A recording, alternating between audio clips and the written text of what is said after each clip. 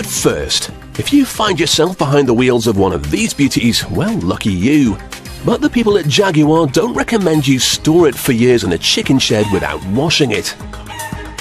However, if that's what you've done and you've now got a rusty wreck on your hands, you can always employ the help of a vintage car restorer.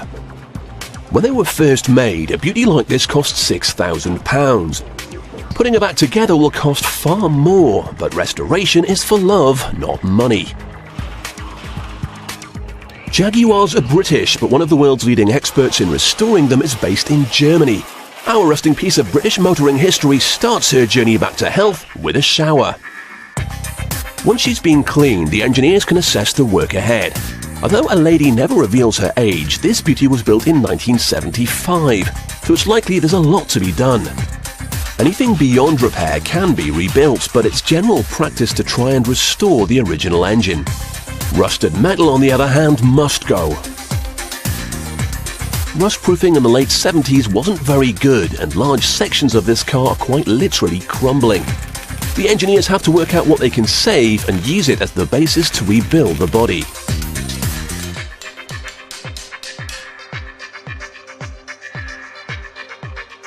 The lady also receives a full coat of rust-proof paint to try and stop the same problems from reoccurring. With the structure being restored, the engineers can turn to the lady's looks.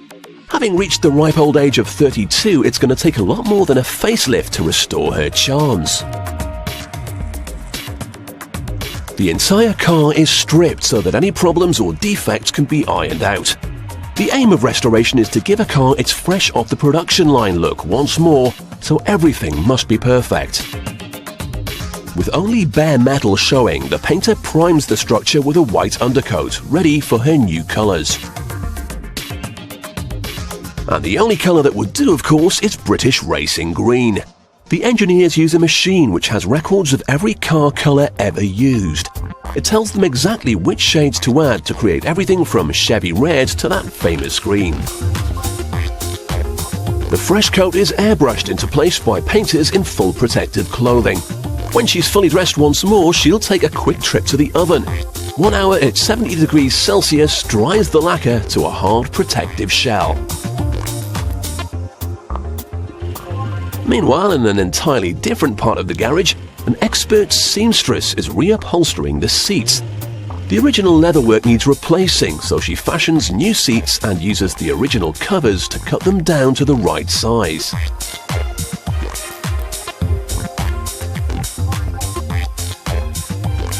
Wire ribbing is used to strengthen them, but it's very cleverly sewn in underneath, so as not to hurt the passenger's delicate seating. Finally, the covers are reattached to the original framework and stapled into place.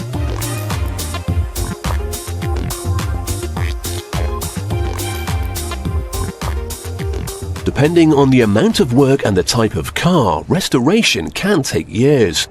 Often there are parts to find or completely build from scratch to restore a classic like this, particularly the engine. However, owing to the combination of quality English workmanship and modern German technology, this classic 4.2-litre V6 engine has been given a new lease of life. It weighs over 350 kilos, so the engineers hoist it into position. They'll then carefully lower it onto its original mounts and screw it into place. An army of engineers then tightens everything to ensure nothing wobbles when she's started up again. With the engine coming along nicely, the interior also gets some attention. New carpets are being laid down in that traditional 70s colour, dark chocolate brown.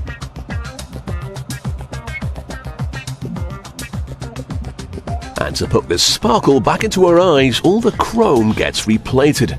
First, the old chrome is removed. A bath in sulfuric acid strips away the old pitted metal, revealing copper underneath.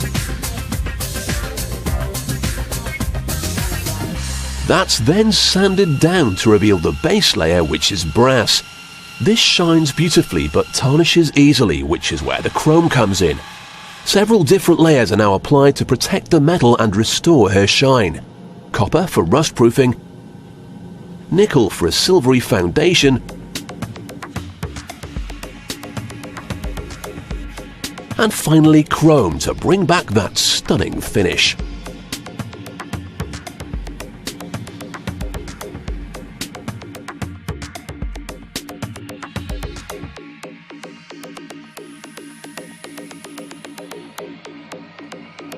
All the pieces are coming together.